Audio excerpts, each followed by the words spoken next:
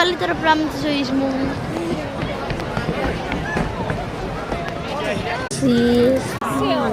Είστε λίγο αυτό το πίσου του Χριστούγεννα.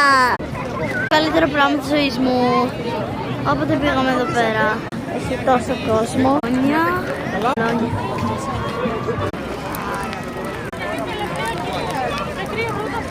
Γατούλα.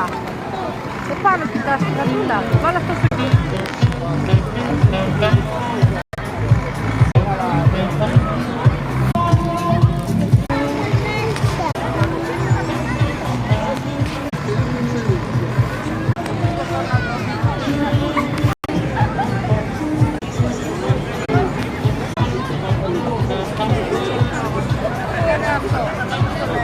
Γεια, τα λέμε στο επόμενο βίντεο. Φιλάκια πολλά. Oh my god.